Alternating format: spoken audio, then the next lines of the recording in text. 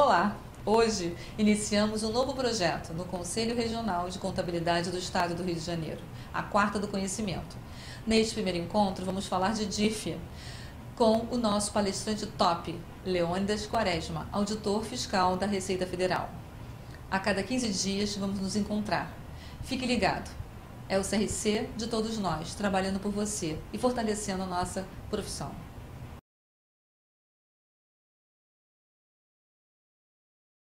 Boa tarde a todos. Para quem já me conhece, já me viu da palestra, sabe mais ou menos qual é o meu estilo. Como a Márcia falou, eu não gosto de PowerPoint, porque eu acho que, especialmente nesse público de profissionais, se eu tentar adivinhar o que vocês querem saber, eu vou correr o risco de errar, vou falar coisas que não interessam para vocês, vocês vão ficar frustrados porque não vão poder tirar as dúvidas que gostariam de tirar. A minha ideia é, digamos, eu começo o assunto, eu puxo alguma coisa, vocês me perguntam, e na medida que vocês forem me perguntando, eu vou tentando esclarecer, colocando mais alguma coisa que eu lembre relativa ao tema. Eu acho que até hoje mais ou menos tem dado certo, o pessoal não tem reclamado muito não. Então, eu espero que hoje também, da mesma maneira, dê certo. Então, fiquem absolutamente à vontade, podem perguntar qualquer coisa. Se eu não souber, eu vou ter a humildade de dizer, ó, não sei, vou correr atrás, respondo depois. Mas fiquem absolutamente à vontade para perguntarem o que quiserem. Até onde eu puder, até onde eu souber, com certeza eu vou dizer para vocês. Ok? Bom, então, por conta do tempo, já que estamos em fevereiro, o prazo da DIF é o último dia de fevereiro, a palestra é basicamente de DIF. Mas eu vou tentar aproveitar e falar mais de alguma coisa, não sei se todos vão ter oportunidade de assistir a outra do IRPF, e alguma coisa outra a mais que eu sinta que vocês têm, digamos, vontade de saber, tipo essa questão da remessa para o exterior, que a lei mudou agora em 2016, quer dizer, a lei mudou essa tributação agora em 2016. Vou tentar falar alguma coisa sobre isso e dar umas dicas de como vai ser a declaração do ano que vem, muito rapidamente, ok? Bom, então vamos começar falando da DIF. O que acontece? A DIF, na realidade, a DIF desse ano, se vocês, para quem já mexeu, percebeu que não mudou absolutamente nada. A DIF está igualzinha à de anos anteriores. Por quê? Na realidade, a DIF foi feita numa plataforma tecnológica antiga. E a Receita está precisando melhorar essa plataforma, melhorar, digamos, os dados da DIF, da maneira como são colocados. Só que, com a perspectiva do E-Social, a Receita achava que, vindo o E-Social a funcionar, a DIF perderia função, geralmente naquilo que se refere a RH, quer dizer, funcionários ativos. O E-Social não vai servir para os aposentados, servir para os ativos, porque o E-Social nada mais é do que folha de pagamento. Quer dizer, a DIF se fala só de rendimento, fonte, etc. Poucas coisas em relação à folha de pagamento, o E-Social abrangeria toda a folha de pagamento. Então, a Receita tendo o E-Social, ela não precisaria da DIF, pelo menos dos ativos, de RH. E aí, possivelmente, seria criada uma outra DIF, alguma declaração parecida, para atender os aposentados, as instituições financeiras. Só que o E-Social está, digamos, ele está patinando um pouco, está demorando um pouco, é um projeto grandioso demais. A gente já viu pela confusão que deu com a doméstica, é uma coisa grandiosa demais. Então, a Receita está prudentemente tentando implantar isso aos poucos. E aí a gente chegou à conclusão que não dava mais para esperar a DIF, digamos, ser mudada. Então, em 2016, se Deus quisesse, não houver nenhum atropelo, em 2016 a gente vai estar mudando a plataforma da DIF, ela vai estar sendo feita em Java, com algumas melhorias, uma tecnologia melhor do que é hoje. Porque se vocês virem, para quem está acostumado com DIF, tem, sei lá, pelo menos 15 anos que a DIF está igualzinha. Quer dizer, já não cabe mais a DIF do jeito que está daqui para frente. Então, se Deus quiser, em 2017 a gente vai ter uma nova DIF, uma nova cara, talvez, novas informações. E eu queria que vocês me provocassem alguma coisa em relação à DIF. Quer dizer, alguém tem alguma dúvida em relação ao preenchimento da DIF? Porque eu acredito que a DIF não demande muita dúvida, porque é uma coisa que já está muito, digamos, já corriqueira, muito já conhecida, não mudou praticamente nada. Eu queria que vocês me provocassem de alguma maneira para eu tentar startar. Alguém tem alguma dúvida de preenchimento de DIF? Opa, diga. Eu tenho uma dúvida quanto realmente as remessas posteriores de rendimentos não tributáveis, fizeram uma coisa recente, quais os códigos atribuídos e exatamente isso, como preencher. Olha só, então deixa eu mais ou menos concentrar, vou tentar te responder, mas senão você complementa a pergunta e eu te respondo. O que acontece? A DIF, na realidade, a DIF foi criada para quê? DIF quer dizer Declaração de Imposto de Renda Retido na Fonte. E aí, com o passar do tempo, por quê? Para que servia a DIF? Para que a Receita tivesse certeza de que aquilo que o contribuinte dizia que tinha sido retido e apurava na declaração, digamos, que o imposto de renda retido na fonte é a antecipação do devido ou devolução daquilo que ele pagou demais. E aí, com o passar do tempo, a Receita sentiu a necessidade de tomar conta melhor dos contribuintes e ver, por exemplo, variação patrimonial. A gente constatou que tinha muita gente que, digamos, para cobrir variação patrimonial, recebia lucros fantásticos e punha lá, recebendo de lucros e dividendos de valores relativamente altos, lucros e dividendos é rendimento isento, então não teria por que lucros e dividendos aparecerem na DIF. Rendimentos isentos aparecerem na DIF, por quê? A DIF é uma declaração de retenção na fonte. Se não tem retenção por ser isento, não teria que aparecer na DIF.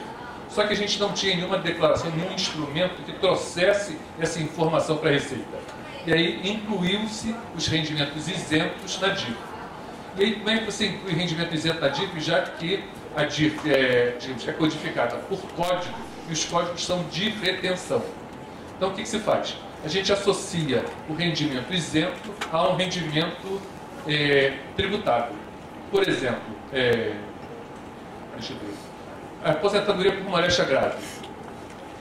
Os órgãos que pagam a aposentadoria por moléstia grave seria o quê? É o correspondente a salário.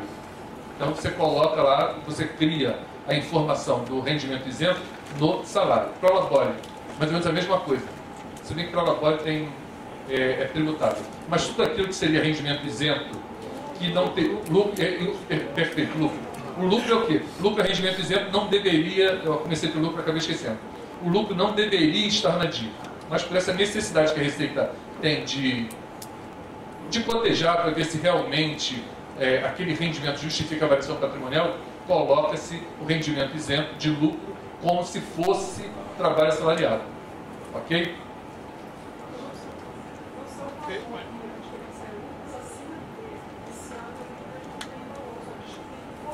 O que acontece? E aí eu vou talvez descambar um pouco para falar uma outra coisa, já introduzir a ideia financeira para deixá-los mais animados, mais à vontade. O que acontece? Com a evolução tecnológica, antigamente era difícil você guardar muita coisa, quer dizer, guardar muita informação por falta de espaço. Hoje em dia, digamos, espaço para guardar informação está muito barato. Antigamente, é tudo uma questão de custo. Antigamente, a gente pedia pouca informação, por quê? Porque o custo para armazenar era alto. Hoje em dia, você consegue guardar milhões de informações a um custo muito pequeno. Basta ver, digamos, esses arquivamentos na nuvem. Hoje em dia, você tem, até no celular, você consegue guardar coisas antes inimagináveis por um custo zero. Quer dizer, as empresas, muitas, nem cobram por esse armazenamento. Então, obviamente, a Receita também se adequa a essa situação. Na medida em que o armazenamento vai ficando barato, a Receita vai buscando mais informações independente de valor. Quer dizer, o valor deixa de ser importante, a gente pega, digamos, na quantidade para selecionar a qualidade. E aí eu vou falar de um negócio que certamente deve estar preocupando muita gente, que é a questão da e-financeira. Quer dizer, eu imagino que muita gente se interessa por esse assunto, já ouviu falar. O que acontece? Em 2001, e aí já tem escritório, alguns advogados, eu acho que foi a OAB de Roraima, alguma coisa assim, que entrou uma medida judicial para proibir a receita de os bancos, quem está obrigado a e-financeira informar dados de advogados. Eu acho uma bobagem e acho que essa medida não vai durar muito, por quê? Em 2001, a Lei Complementar, se não me engano, 105, criou a possibilidade da Receita solicitar informações de movimentação financeira. Tá? E aí, em 2008, a lei de 2001, em 2008, a Receita criou a chamada DIMOF, Declaração de Informações de Movimentações Financeiras, que os bancos as instituições financeiras já informam isso para a Receita. E essa obrigação de informar era de R$5.000 por semestre. R$5.000 por semestre dá algo em torno de R$800 e poucos por mês.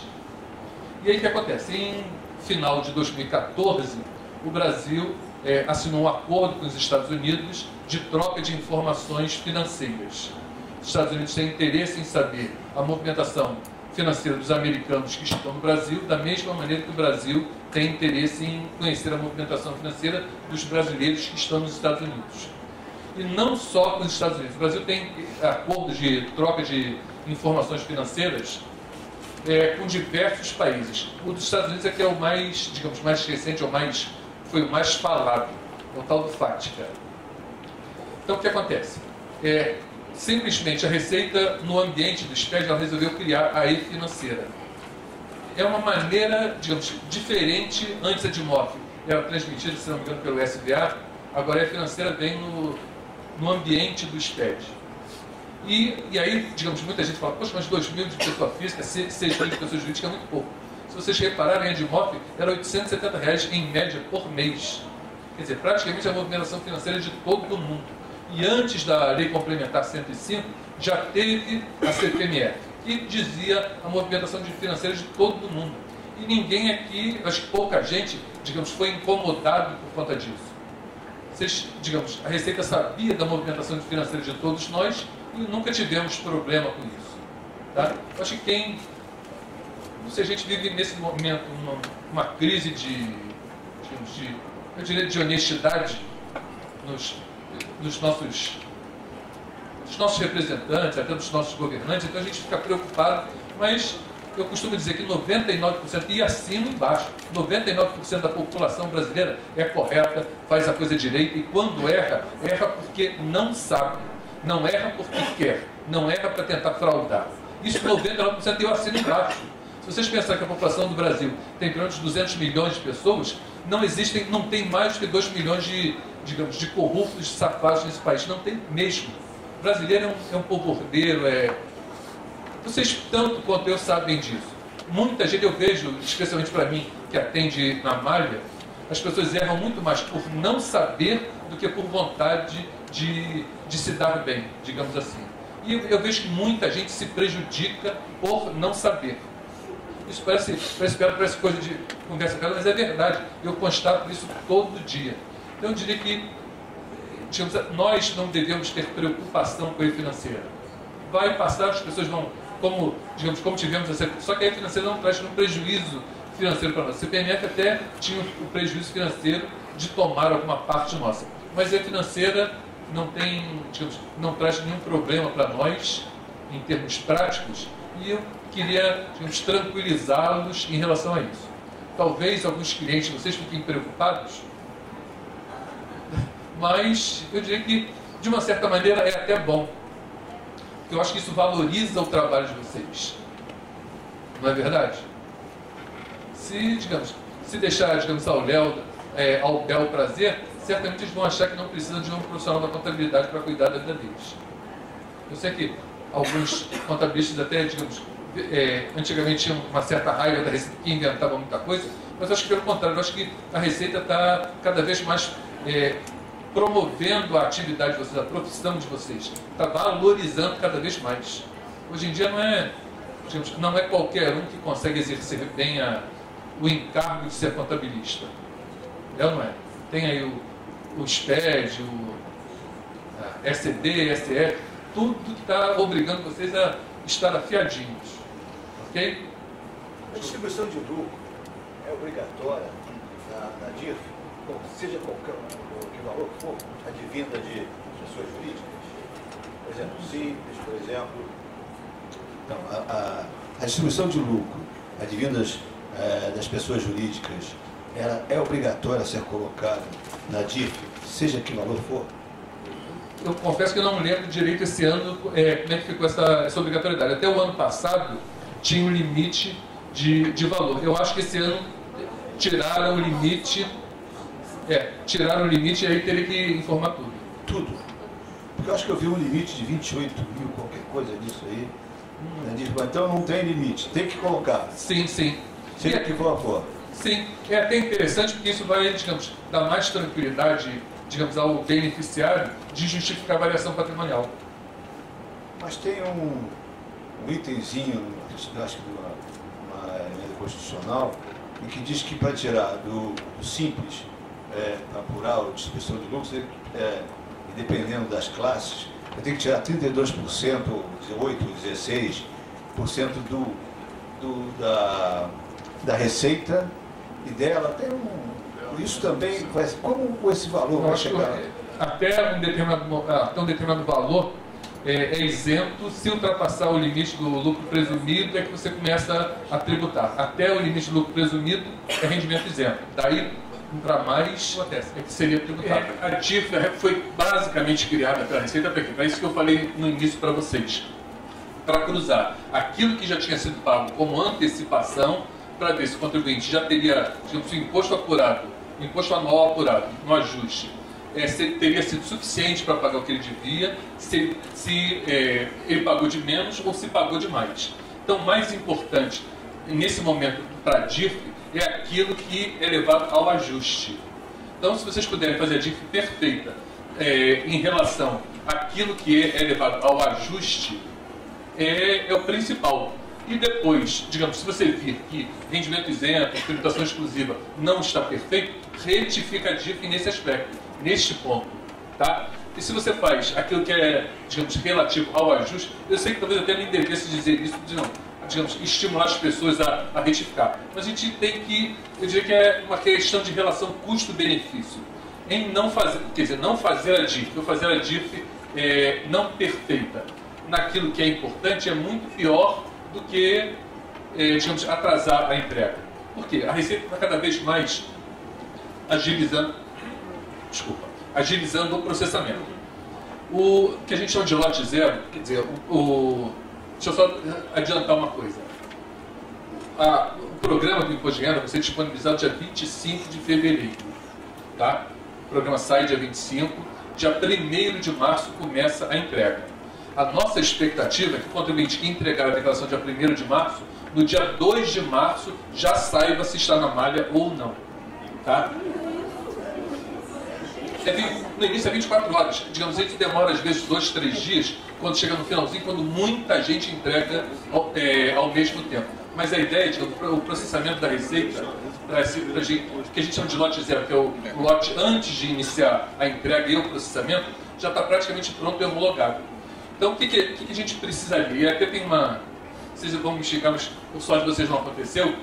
Existiria uma vontade da Receita que a DIF fosse antecipada justamente para as pessoas entregarem a declaração dia 1º de março e dia 2 já nem estarem na malha. Porque como é que funciona? Você entrega a declaração dia 1º, se tiver a DIF que bate com os dados da declaração, essa declaração não cai na malha. Se por acaso essa DIF não tiver entrado no dia 1º de março, quer dizer, se não for entregue até o último dia de fevereiro, para a Receita processar essa DIF e aproveitar esses dados no início de março, essa declaração fica em malha. Até que entre a DIF com os dados para poder liberar essa declaração de malha. Tá?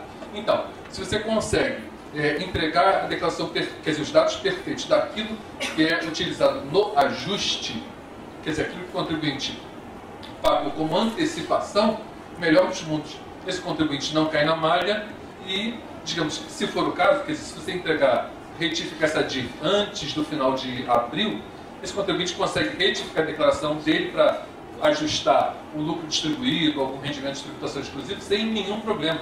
Porque eu diria que o problema maior para ele é ter uma informação que vai ser levada ao ajuste errada, e aí ele pagou demais, vai ter que fazer um PDD conta, ou pagou de menos, vai lhe xingar porque vai ter que complementar depois de 30 de abril, vai pagar juros Selic pelo menos.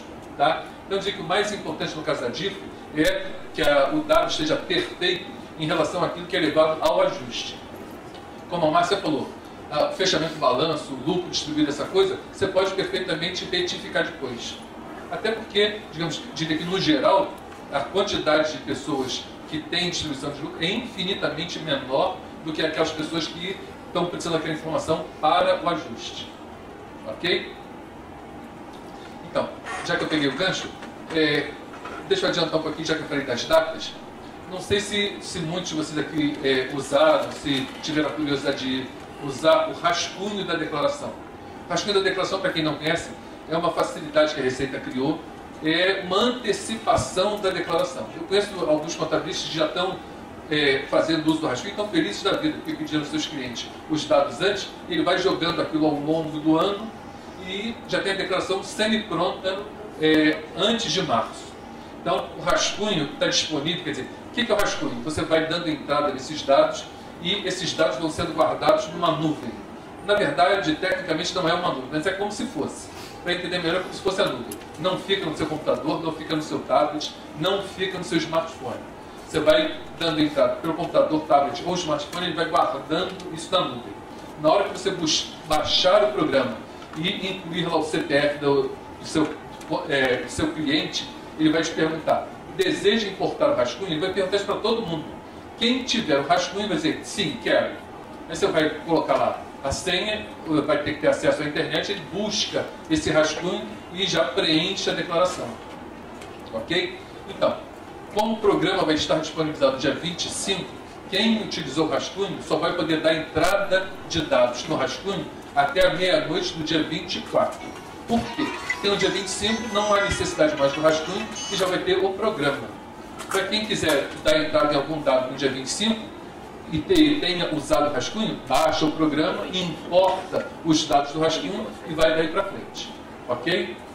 Enquanto você não transmitir a declaração, esses dados do rascunho ficam disponíveis para você buscar os dados. Até o dia 24 você pode colocar dados no rascunho. A partir do dia 25 você só pode buscar o que está no rascunho. E enquanto você não transmitir uma declaração, o rascunho vai ficar disponível. O que eu quero dizer com isso? Você preencheu o seu rascunho todinho. E aí, baixou o programa no dia 25, trouxe o rascunho. E botou mais algum dado ali, então deixou para depois. De repente pegou fogo no seu micro. Puxa, que droga, agora não tem mais o rascunho? Tem. Se você criar de novo a declaração, ele vai perguntar se você quer importar o rascunho e ele traz o rascunho de novo. Ele vai sempre trazer o rascunho até o momento que você transmitir a declaração. Por quê? Depois que você transmite a declaração, não tem por que mais se falar em rascunho. Você já entregou uma declaração para a Receita. E mais, o rascunho, a Receita não tem acesso ao rascunho. Fica guardado lá numa nuvem da Receita, mas ela não tem acesso. Ok? A Receita só tem acesso depois que você transmite a declaração. Ok? E a declaração, tanto o rascunho quanto a declaração, você pode guardá-la na nuvem. Se você, digamos, começa a fazer uma declaração aqui, aí pegou aí o Semana Santa, vai para sua casa de campo e esquece o computador aqui. Se você guardou essa declaração na nuvem, você entra lá com o CPF, a senha, baixa para um outro computador qualquer aquela declaração semi-pronta, continua ali, guarda na nuvem de novo, quando voltar para cá, busca de novo, você consegue fazer essa... enviar e trazer as declarações enquanto estão na nuvem. Ok? Importa também do ano passado? Importa também do ano passado? Não. O rascunho é do que aconteceu no ano passado, calendário 15. Não, sim, mas importa do ano retrasado? Não. Se você consegue, se você tiver certificação digital, e eu diria que todo mundo aqui tem, você consegue buscar a declaração em e-mail eletrônico para o seu computador. Tá? Imagine que a sua, do seu cliente, você tem procuração dele, ele chega e diz, eu perdi minha declaração. E por alguma razão você também perdeu aquilo que estava no seu Winchester lá dos seus clientes. Se você tem procuração eletrônica dele, você vai lá no ECAC e busca a declaração. Vai ser a declaração igualzinha do ano passado. E um detalhe, este ano a gente não vai mostrar como aviso a falta do número do recibo da declaração, tá? Para a declaração original. Tá? Até o ano passado, se o contribuinte não punha o número do recibo da declaração anterior, a gente dava um aviso a ele, dizendo, faltou colocar o número do recibo da declaração do ano passado. Só que isso dava uma insegurança para o contribuinte, por quê? Porque ninguém, não sei porquê, mas todo mundo tem medo da Receita. Então o contribuinte, quando fazer a declaração, envia aquele amarelinho lá de aviso, não é verdade? Ele envia aquele amarelinho de aviso, não, de jeito nenhum que eu vou entregar alguma coisa para a Receita que está faltando. E aí ia no CAC, perdia um tempo enorme para buscar esse bendito número do recibo. Esse ano a gente tirou esse aviso de que é necessário o número do recibo. Você pode continuar colocando, pode continuar não colocando, como já acontecia antes, e vai transmitir numa boa, sem problema nenhum. Para fazer a retificadora é que você precisa do número do recibo. E por quê? Não sei se todos sabem por que desse motivo do recibo. É para dar mais segurança para as pessoas. A Receita chama de hierarquia. Se você faz uma declaração sem o número do recibo, a Receita acredita que aquela declaração é sua, mas não tem absoluta certeza.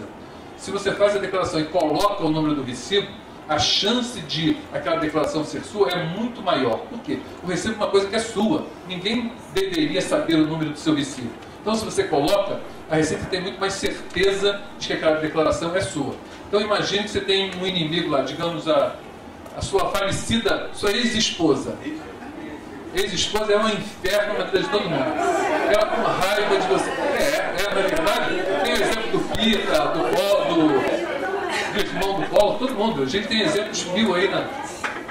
Então, se separou da mulher, a mulher com raiva de você, foi lá e fez uma declaração, disse que você ganha R$1 milhão sem fonte nenhuma e transmitiu a declaração. Aí você está todo próximo, lá chega no último dia, 11 horas, na hora que você vai fazer sua declaração, quando tenta mandar, a Receita diz, já foi entregue uma declaração. E aí o que você faz? Se desespera. Não, você pega aquela declaração, informa o número do recibo, e a Receita vai entender, bom, já foi entregue uma declaração sem número de recibo. Esta declaração com número de recibo digamos, é mais confiável do que a primeira. Então vou substituir, ainda que sejam duas originais, eu vou substituir aquela original sem o número do recibo por uma original com o número do recibo. Perceberam? Quer dizer, e aí se você, digamos, se dois inimigos seus, a sua ex-esposa e seu ex-sogro, estão com raiva de você, os dois fazem declaração, um dos dois não vai conseguir mandar porque não sabe o número do recibo. Ok?